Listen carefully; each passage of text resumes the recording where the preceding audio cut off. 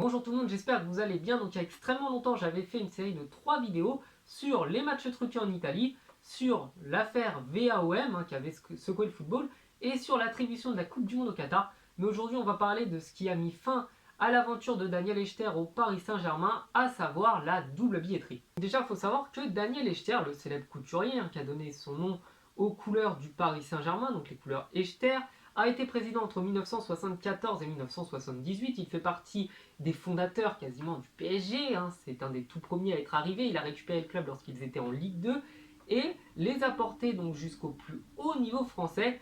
Et il faut savoir qu'en fin 77, un scandale a totalement éclaté. En 1977, dans un journal, explose cette affaire comme quoi le Paris Saint-Germain aurait, et il y a des preuves qui au final s'avèrent être vraies, aurait vendu à peu près 60 000 places sur les 50 000 que pouvait contenir le Parc des Princes, et qu'à l'initiative de tout ça, c'est un certain Daniel Hechter, donc le président du Paris Saint-Germain, qui avait demandé à monsieur Philippe Lacourtablaise de déclarer officiellement 50 000 places, mais d'en vendre 60 000. Donc je vais vous expliquer l'intérêt qu'il y avait de faire ça, même si je pense que tout le monde a compris. Donc c'était pour augmenter énormément les revenus de la billetterie, mais en fait ça permettait concrètement, avec l'argent gagné, donc la différence des 10 000 places, de verser aux joueurs au black, sans le déclarer, des primes de match, donc augmenter leur rémunération, augmenter également les revenus du Paris Saint-Germain, sans du coup les déclarer à l'État, puisque l'État aurait pu prendre des taxes sur les 10 000 places de vendus en plus, sauf que le PSG n'a pas déclaré quoi que ce soit, a pris de l'argent de cette manière et a versé de l'argent aux joueurs, sauf que cette façon de faire est totalement déloyale, même si elle était pratiquée assez largement dans le football à cette époque, ça restait totalement déloyal. Et du coup, Daniel Hechter va être recherché par la police, donc pour être entendu.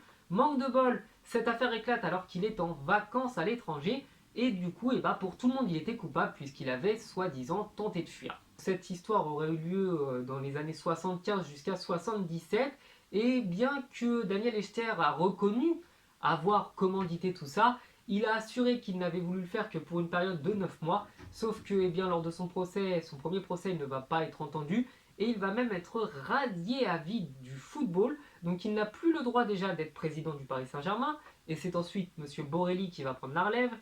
Il n'a plus le droit d'effectuer le moindre travail lié de près ou de loin au football, et il va bien entendu faire appel de ça. Il va dire que c'était une parodie de justice, une parodie de procès.